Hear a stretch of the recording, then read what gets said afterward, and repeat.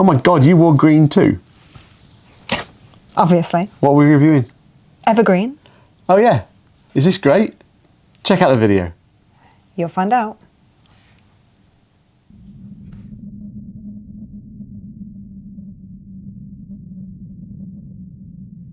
Ludus, Vulpes. Welcome to Ludus Vulpes. My name's Kirsty. I'm Phil. You join us as we run through our thoughts on Evergreen from Horrible Games. Designed by Hjalmar Hach and art by Geng. If I've got your names wrong, I'm really sorry. And Evergreen, you are creating a lush green planet. You're growing trees. And in a similar vein to photosynthesis, you'll be collecting points based on where the sun is shining from. And there are certain rules and conditions applied. You'll be boosting some power bonus tracks and you'll be selecting cards. And at the end of the game, there is a regional set of scoring. Then that regional set of scoring is dictated by actions taken during the game. So Beautiful. very. And the artwork is also kind of cute as well. I like it a lot. So if you want to know how to play this game, join us down at the table. We'll go through a little explanation of the rules and then a demo, like few rounds. We'll probably play to the end of the game and then show you how the final scoring works. So if you're interested, join us down here at the table. See you there. You join us at the end of round 2, ending into round 3 of a 4-round game of Evergreen. They're always 4 rounds because the sun rotates around the seasons and starts in spring, summer, autumn and winter. Although it doesn't seem to have a weaker effect in different seasons. No. So how are you going to play the game? Well, let's have a quick go through of what we've got in front of us. We've got the open draft area here, where players will be drafting cards from. Up to there. Up to there. Below there is the fertility area, and that's going to dictate how many points regions are going to score for large trees in them at the end of the game. The seedlings that spread from the trees. Yes, but large trees are all that will score at the end, not seedlings, because seedlings are a thing in this game. I meant fertility. Okay. And then we have our player boards. Do you want to take people through the player boards?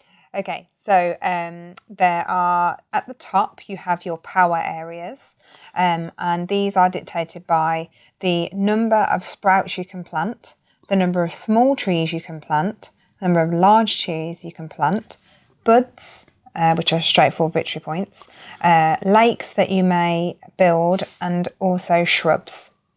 There's a section here for when you go over 50, 100, 150, 200, 250. There is also the seasons track, which tells you how many turns per round. So you can see we've done summer, spring, summer, and now we've got autumn and winter left here.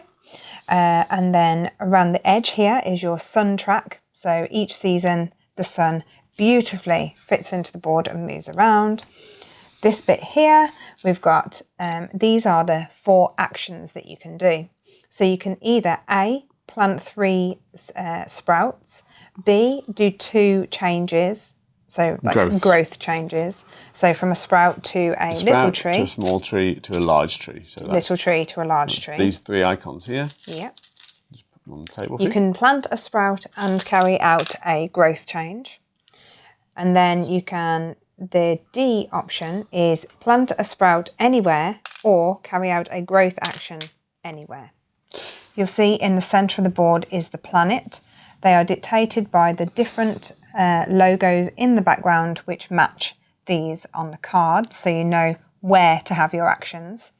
And finally, around the edge is your score track. It just goes bumpy bump around the edge. So on your turn, very simply, each player will draft a card from the open market. The first player will have this wonderful snazzy dazzy token, and that will get placed on the card after the first player is drafted, placed on the card closest to the draw pile. If the other player takes the card closest to the draw pile, they'll get the first player token for next draft. Then you'll place a card to one side and you will then take the action. So you'll base your actions based on where. So this is wheat and is the yellow part of the board. So if I took this card, I would only be able to take my main action in that part of the board.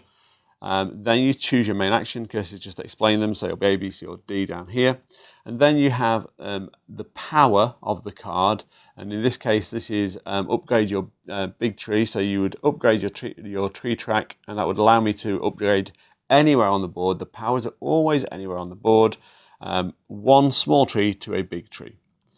If I then boost that again, it will be 2 small trees to a big tree, to 2 big trees. So that will become a more powerful action.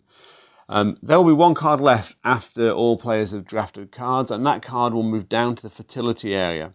If the card carries this aridity symbol, like so, it will sit down here and it will flip the card underneath it to its face down side, like so.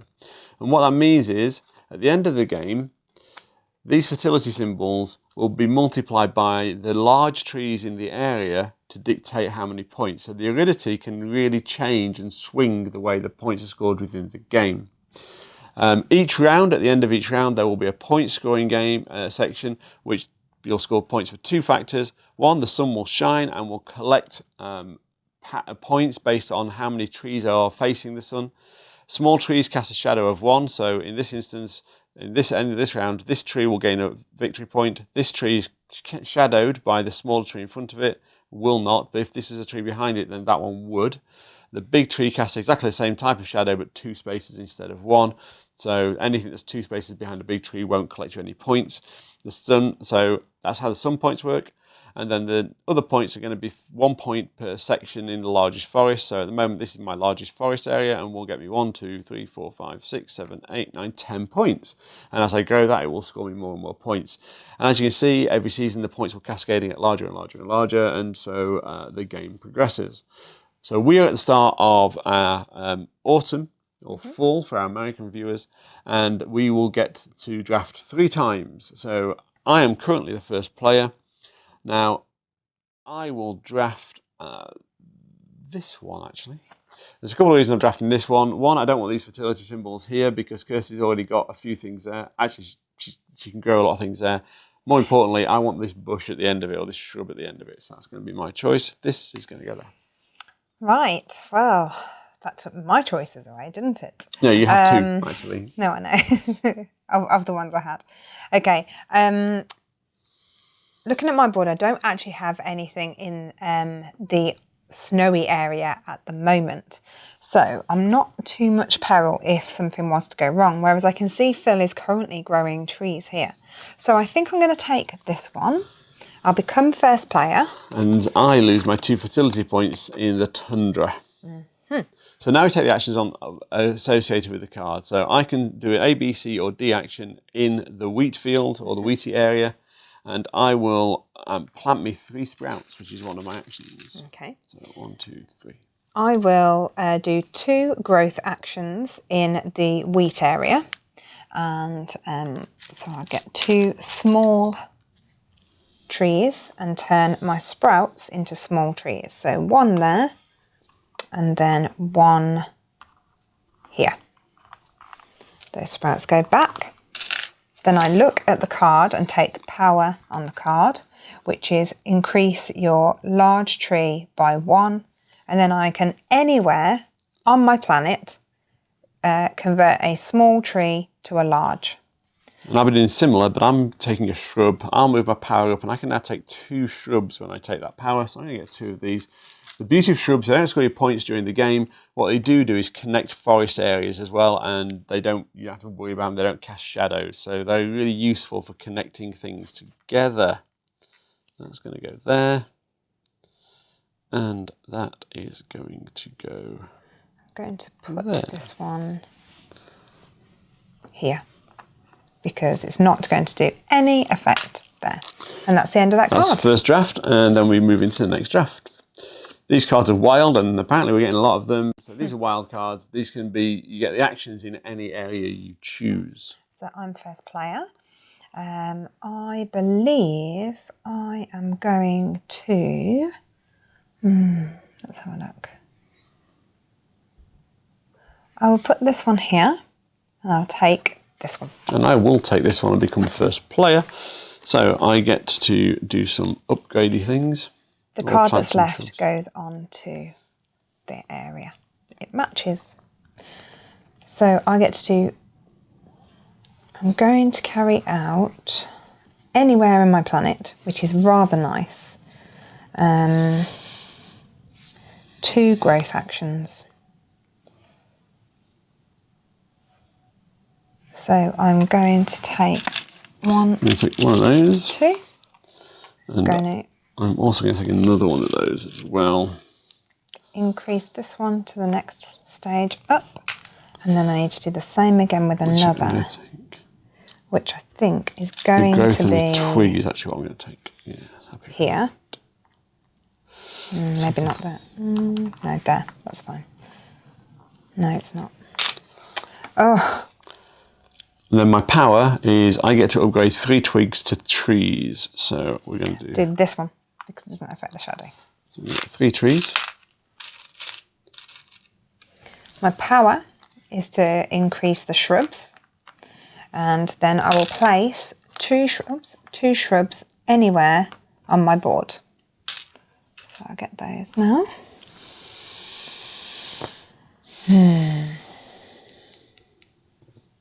Need to build some connections, I believe. That's my power done.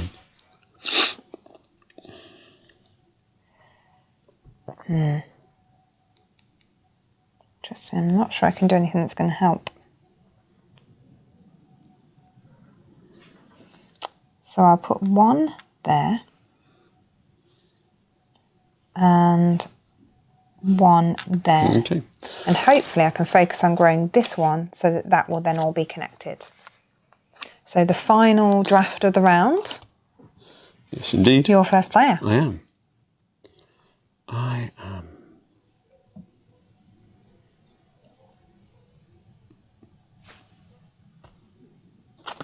I will take that one, and that will go there.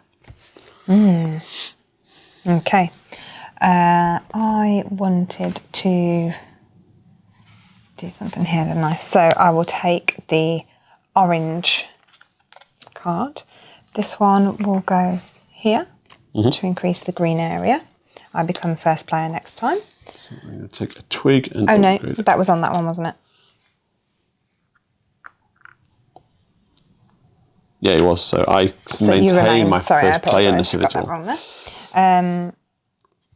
And I will do 2 growth actions in the orange area. So I'll take 2 small trees and do 1 here, the other one here, like so.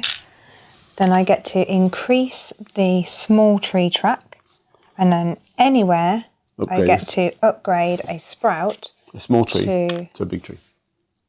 Small tree. Sprout. Sorry. Yeah, you are right. Sorry. I'll give you the correct token now. Thanks. And I will choose to upgrade. Do I do this one? It gives me 1 less point when the sun shines, but it does make my forest connect. It gives you exactly the same points, I think. Yes, I'll do that. We'll see what happens. It's probably a mistake, but we'll see. So now we move into the end of round scoring. So the end of round scoring, we score for sun. So I'll score mine first. So every small tree that isn't in shadow is going to score 1 victory point. Every large tree that isn't in shadow is going to score 2. So we're coming up. So 1, 2, 3, 4, 5, 6, 7, 8. That's in shadow, doesn't score. 9, 10, 11, 12, 13, 14, 15, 16, 17, 18, 19 points from my shadow.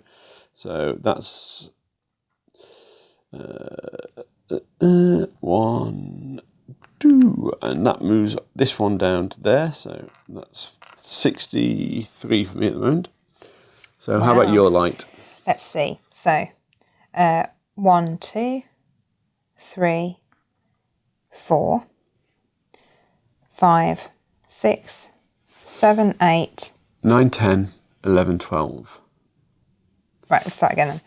1, 2, 3, 4, 5, 6, 7, 8, 9, 10, 11, 12, 13, 14, 15, 16, 17, 18. So really close. I got 19, Kirsty got 18. 1, 2, 3, 4, 5, 6, 7, 8 plus 10 is 54. And then we do the largest forest area, so including bushes. So 1, 2, 3, 4, 5, 6, 7, 8, 9, 10, 11, 12, 13, 14, 15 for me. So that goes 28. There. So I've got 1, 2, 3, 4, 5, 6, 7, 8, 9, 10, 11, 12, 13, 14, 15, 16, 17, 18. 1, 2, 3, 4, 5, 6, 7, 8 plus 10 is 22. So the scores are pretty close. So let's move into the final round. Sun moves around, and we'll only have 2 drafts this round before we go into final scoring. So this is kind of critical. All the cards are going to get discarded. I'm going to shuffle these as we go because we've got 1 card left and we will need to do another draft. You're first player. I am first player, and I will take... Oops. I will take...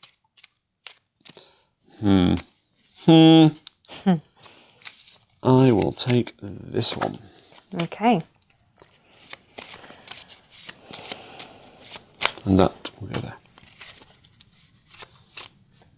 Don't forget, in the final scoring, we will only score large trees in areas. So both of us are probably going to be looking to upgrade to large trees as we go in this round. Yeah, that would have been nice, wouldn't it? So I will go for... What I have to do is in this area here. I'm going to go for The 2 Lotus upgrades. Upgrade those 2. Take big trees. And I will do 2 growths in that area. So I'll take 1 of those, and I think unfortunately 1 of those. Yeah, because... So I'll take... This one will become... which will affect my tree, my sun scoring, but never mind. And then this one, actually, this one here. I'll use my power now, which is a small tree to a large tree, and I'm going to upgrade this one. So bring that down here. Which gives me 2 points. 1, 2. Okay, and this is the last draft of the game. Ooh. You're first player. I am first player. And I will take... Decisions.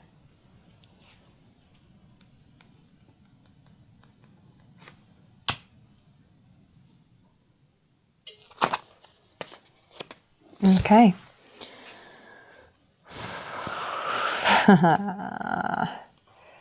Just trying to figure out which one's better to take right now. Oh, just do it. What's the worst that's going to happen? So I can do things in this area, and I will upgrade 2 trees from little trees to big trees. So mine is, timber, tree fallen. That one. And I'm going to upgrade that one there as well. I'm going to do 2 growth upgrades. So 1 is this one and 1 is that. So this one is going to become a large tree, and then this one is going to become a small tree. Okay, and then my power activate, and I get to place a lake. Lakes upgrade growth on one thing that's adjacent to them. So I'm going to put it here and grow these 2 trees into big trees. I forgot you could do it with those. I thought it was only sprouts. I've just remembered. I get to place 2 shrubs anywhere on my planet. Which is great for connecting areas of forest that are currently not connected. I don't think you really have any. So you're just extending your forest, really. Yeah, I'm just trying to see if there is anywhere that's kind of... I don't think it is. No, I don't think so. Everywhere's connected. So I will grow... doesn't really matter, does it, I suppose? 1 there. And... doesn't affect points, does it? It really doesn't matter, yeah. And 1 there, just for completionism. Okay, so I'm going to go into my final sun scoring now. So I get 2 points here, 3 points, 4 points there, 5, 6, 7, 8, 9, 10, 11, 12, 13, 14, 15, 16, 17, 18, 19, 20, 21, 22, 23, 24 points. Wow. So 30, 42 and 52. And this drops down another level. Nice. Your son. 1, 2, 3, 4, 5, 6, 7, 8, 9, 10, 11, 12, 13, 14, 15, 16, 17, 18, 19, 20, 21, 22. 21. That's shadowed. Oh, sorry. Status. Yeah, 22. 21. 21. 1 plus 20. So 45. 35, 45. And then largest forest area 1, 2, 3, 4, 5, 6, 7, 8, 9, 10, 11, 12, 13, 14, 15, 15 for me still. Okay. And 17. 1, 2, 3, 4, 5, 6, 7, 8, 9, 10, 11, 12, 13, 14, 15, 16, 17, 18, 19, 20, 21, 22, 23. Yeah, correct. Yeah. 1, 2, 3 times, so that's 1, 2. Is that right? Yeah, move it down 1. So move your thing down, marker down 1. Oh, sorry. Yeah. So I am now on 117 points. And Kirsty's on. 118. You will win this because you've got more big trees. So we now look at our big trees. So we're going to do it by region. Mm-hmm. So the tundra region, I have no big trees, so I'm getting no points. The same. Right, so let's discard that, get it out of the way. Oops. So the sort of meadowy, sort of autumnal view, there are 4 points available for every large tree. And I have 1, 2 large trees, so that's giving me 8 points. So in the orange area, I have 1, 2, 3, 4 trees. So 4 times 4 is 16. Mm-hmm. 1, 2, 3, 4, 5, 6. Plus 10 is 34. Correct. Okay, now the sort of swampy region, I have 1, 2, 3 big trees, and each one of those is worth 6. That's 6, 12, 18 points for me. So 5, 6, 7, 8, 43. Okay, I have 2 trees in this region. So 2 times 6 is 12. 1, 2 plus 10 is 46. Damn it. Okay, the meadowy, greeny region, I have nothing. Kirsty I have 2. Which is worth 2 points each, so that's 4 points. 4. 1, 2, 3, 4. In the bleak region, as I'm calling it now, each one is worth 5, so 5, 10, 15. Yeah, I think you might have just won. 18. Because I'm kind of, there is literally at Yeah. it's 150, isn't it? There. Yeah, it is. Yeah. So the last region So I didn't have anything there. is the harvest region, and I have 3 trees, each one worth 3, which is I've got 1. 3, 6, 9. So 3. You've won. 1, 2, 3. So I have 167. And I have 153. And there Congratulations. you go. Yes, well played. I can't win more. So, and that is the end of a game of Meadow. So, No, Kirsty. Evergreen. Evergreen, sorry. Should we start that again? No, it's fine. What are your thoughts on Evergreen by Horrible Guild? Evergreen actually was on my top 15 to scout out. I had a top 10. It just missed out. To scout out when I was at Essen, and I was delighted to have grabbed a copy when we were there. It's just I love the tactility. Is that the right word? Tactility of it. The way that the pieces all just fit in nicely. The recess boards are really beautiful. Nice. You know, they've really thought about it. You know, you are moving things around. They could get knocked, but because they're recessed, they don't tend to get hit as much. The fact that everything is so well contained in a board. Yeah. Yes, you're playing your own little solitaire type game, but everyone's affected by this area, the fertility area that was once there. Yes. I would have used as an example. And it's just such a again, I think it's quite a zen-inducing game. The completionism of it and watching your world grow is just Nice. It's very therapeutic. It's a very good puzzle. Yes. It's a puzzle that carries some nice thematic elements, Mm-hmm. the sort of growth of things and the progression of things.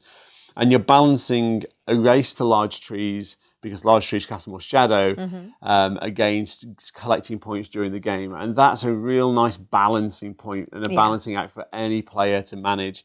And this is, if people like sort of abstracty puzzle games that hint at theme rather than most abstract puzzle games which don't have any theme at all, then this is a really great choice, because you've got a wonderful theme in this sort of recovery and growth of a lush green planet. Once again, we're on that sort of green and eco-friendly kind of vibe here, and there's enough sort of tricks and pushes and pulls going on. Like at the end, I managed to convince Kirsty that giving me a few extra points was nice, because she got a better one with the shrubs, and I don't know if that was a deciding factor or not.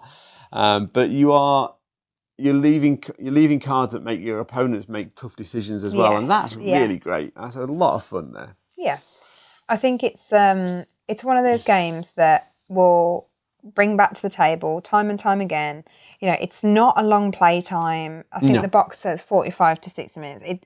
We can, now we know the game, and we've played 4 or 5 times now, maybe a bit more. And we can 40 minutes is a good play time on this. Yeah, and I think with 2 players, and now we know the cards, and we can play it quicker than that with 2 players. Yeah, the other thing is, we whilst doing the demo round, we let each other play, and then talk through our turns. Explain. However, normally you'll be playing simultaneously once you've drafted your cards, and then scoring can be simultaneous unless you want someone to check because you're not sure. There's no AP in this game. No, it's minimal. There is some, but it's maybe minimal. Slightly, but it's not that much. No, not at all. And it's a really nice game that you can get. It's another one of those that you can probably fit this and 2 other similar style or type of games that fit into about an hour on a games night or after dinner, and it's just a really nice end to the evening. Yeah, gamers will be satisfied with it because it's got enough depth, and also novice gamers, people new to the hobby, will also kind of enjoy the common sense aspects of the game, that it actually it makes sense what you're doing. Yeah. So in that respect, there are few games, I think, there are quite a few games now, but it's a very nice little category where experienced gamers and novice gamers can play together and both have a great time. And this, for me, is one of those games and works incredibly well with both audiences. Yeah. I also think it's really well thought out. There's not too many cards. It's the right amount that you'd need. It's a very well balanced game. Yeah. With the powers at the top, if you're pushing all the way, you can't then super trip a power. Once you hit the top, you hit the top. So it pushes you towards trying to get something else. And I just think, the fact it goes up to 250. Not there absolutely gobsmacks me. We haven't got there yet, but I'm sure we will at some point. Yeah. And I think from a recommendation point of view, if this sounds like the kind of game for you, then it probably is the kind of game for you, and it's definitely a game that a very broad set of audience will enjoy as well. Yes. And I think that really puts it quite high on my pick list when if we got people around to play a game and we're not sure what to play. This would sit quite highly on my pick list of let's give Evergreen a go, because it's a bit different and it's good. So how about you? Final thought? I love it. No, If you found this useful, if you love Evergreen as much as we do, drop it in the comments below. If you don't love Evergreen as much as we do, drop that in the comments below as well. If you found this video useful, please like and subscribe. Don't forget, we're also on Facebook, Instagram and Twitter. Just search for Ludus Vulpes. Thank you so much for your time today. See you soon, everyone. Bye-bye.